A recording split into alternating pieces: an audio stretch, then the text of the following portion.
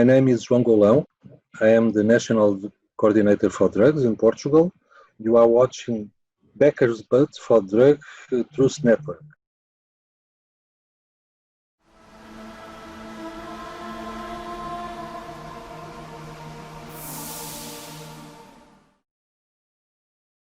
I'm so proud, I guess is the best way to start this. I'm so proud that the drug czar of Portugal, and let's see, I've got his full name here. He's the General Directorate for Intervention on Addictive Behaviors and Dependency. And I'm speaking with Dr. Joao Goulao, Portugal's drug czar. Hello, sir.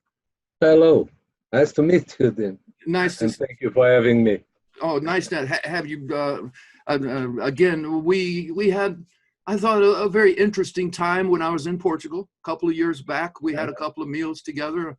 You were kind enough to let me come to your office and do another interview. And I feel there is a bit of simpatico, a bit of understanding between the two of us that there's still much that needs to be done. Am I right, sir? Yes, I completely agree with you. I completely feel the same about the meetings that we have. Yes, sir. Now, one of the things, or well, there's many things that are happening as we speak.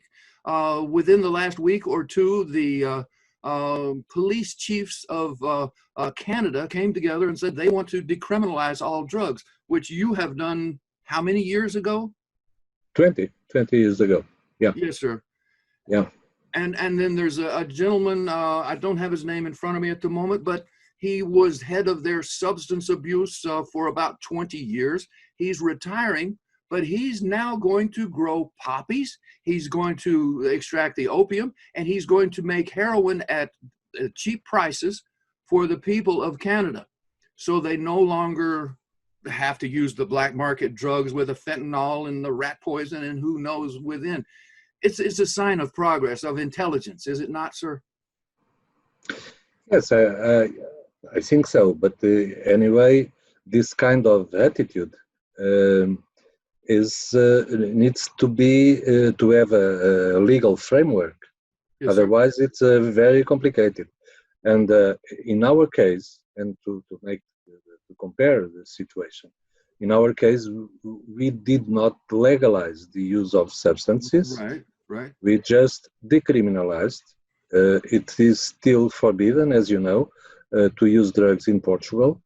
But the difference is people do not undergo criminal procedures. People do not get a criminal record for using drugs. People do not end up in prison by the mere use of illicit substances.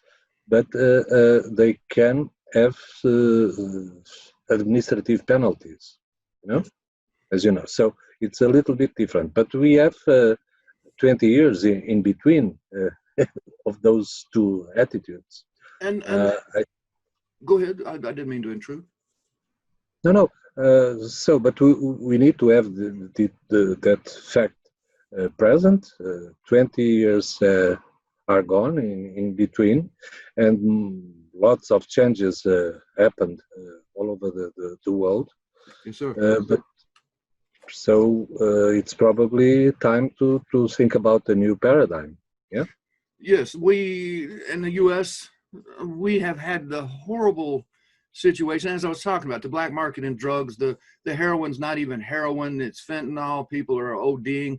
70,000 plus died just last year in these United States from these contaminated and ever more deadly drugs.